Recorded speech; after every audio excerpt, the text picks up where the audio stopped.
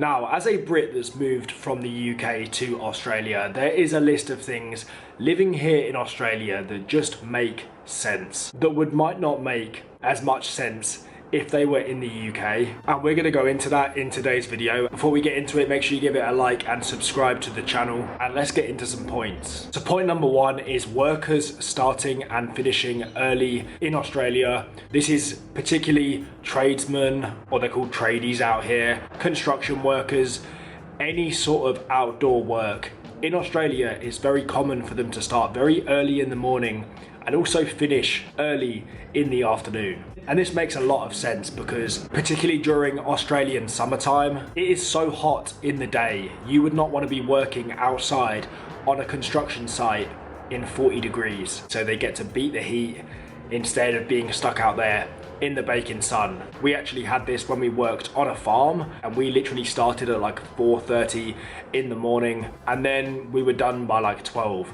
I don't think construction workers go that early, but there's definitely more of an early morning vibe towards that here. This wouldn't make as much sense in the UK because maybe in the peak summer it would, but for the majority of the year, there would be no point starting early because it's so dark and it's so cold. Point number two is public water refill taps literally everywhere, especially along running routes, but just in parks and stuff. This makes so much sense in Australia because, like I said, in peak summer, when it's 40 degrees, you don't always have a drink with you, and especially if you're on a run or you're cycling or you're just out in the park, you're really thirsty and there's no shops at all.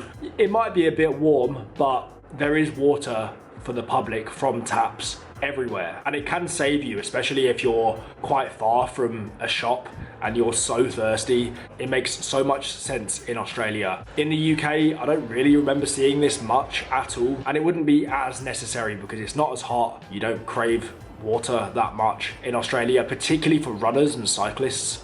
It's such a good idea. Keeping on the theme of runners and cyclists, the third point is in Australia, there is just so many running trails and cycling trails in the cities. Take Perth as an example, where I'm living now, and literally the whole river banks from the coast all the way into the city, both sides of the river, are just cycle and running tracks the whole way round. And it makes so much sense when you've got the amazing weather, the amazing scenery that Australian cities have. It makes sense to have miles and miles of running tracks and cycling paths along the cities. This is not just the case in Perth, it's the case in Sydney, it's the case in Brisbane. I never really saw this in UK cities. I don't think UK cities are really as scenic as Australian cities. Australian cities are usually by a river or the water, and it's the case in literally every one. Like cycle paths that go on for miles and miles, and it just makes so much sense. And another thing that does make sense, which is brilliant, is they literally have like bike repair kits for if you puncture a tire or something, or your chain comes off or whatever. I don't actually know what they're for, but something to do with if something goes wrong with your bike. They also have them dotted around the cycle paths as well. So Australia, the cities are so well made for the lifestyle. Point number four is one you've heard me mention before, but it makes a lot of sense, and it is public barbecues everywhere. In the parks, on the riverbanks, near the beach. Having these barbecues is so good. And again, it makes a lot of sense because all you need to do is go and get your meat from the shop, and you can head straight down to one of them barbecues and cook your food. It's amazing. It wouldn't make a lot of sense in the UK because the weather definitely doesn't allow for it. And also, I know what people are like in the UK, and I feel like they would either just get vandalized or people would use them to just burn stupid stuff. That's what it's like in the UK. So it wouldn't make as much sense there, but in Australia, having barbecues everywhere for the public makes a lot of sense. Point number five is fly screens on the windows of every single window in your house. This makes so much sense in Australia because the flies here are awful. The mosquitoes are pretty bad as well, but in particular the flies. If it wasn't for fly nets, you would have a room filled with flies. In the UK, when it's hot, everyone just leaves their windows open. There's no fly nets on the windows in the UK, or at least there's not on my house, because the flies aren't really that bad, so everyone just leaves their windows open.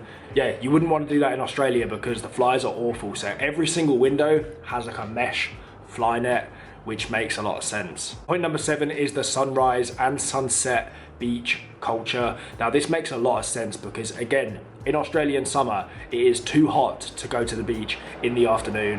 When it's 40 degrees, you just don't want to sit on the beach because you'll last about 10 minutes sat there before you need to go in the sea because it is that hot. So in a lot of places, the most popular times to go to the beach are actually sunrise and sunset. First of all, because it looks amazing, right? Seeing the sunrise and the sunset, but also it's a little bit cooler than the middle of the day, but still hot enough that you can go in the sea and chill. And also it's before and after work. So the sunrise and sunset beach culture makes a lot of sense in Australia. The next point is every house being fitted with aircon and not central heating. This is an obvious one, but of course it makes sense that all Australian houses are fitted with aircon pretty much. Rather than central heating, it's the complete opposite in the UK where every house has radiators and central heating, no aircon. I've never been in a UK house that has aircon, but I've lived in one Australian house with no aircon and it was awful. So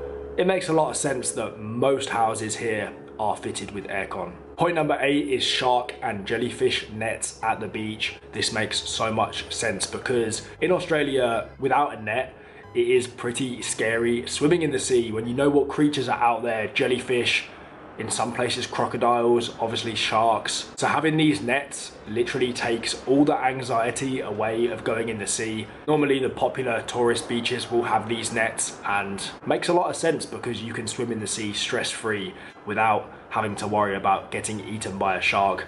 You wouldn't need this in the UK because there's not really many dangerous animals in the sea there that can kill you, so makes a lot of sense in Australia. Point number 9 is mandatory voting in Australia. In Australia, when it comes to an election, voting here is mandatory. In the UK, this isn't the case. Not everyone has to vote, and I'll let you guys decide whether this makes sense, whether it's a good thing in the comments. But in the UK, there was a crazy amount of people that didn't even vote. Millions and millions of people at the last general election didn't even vote at all. And it's fair to say that if them people did vote, the results probably would have been very different. When you make voting not mandatory, then usually only it's the political people or people who have an interest that do vote. To me, it makes sense having mandatory voting. And point number 10 is ferries as part of the public transport. This is something which is so cool in Australia and makes a lot of sense. I feel like in the UK or in a lot of places, when you have to get a ferry, you have to book the ferry separately. You'll have to go and buy a ticket for the ferry or book online.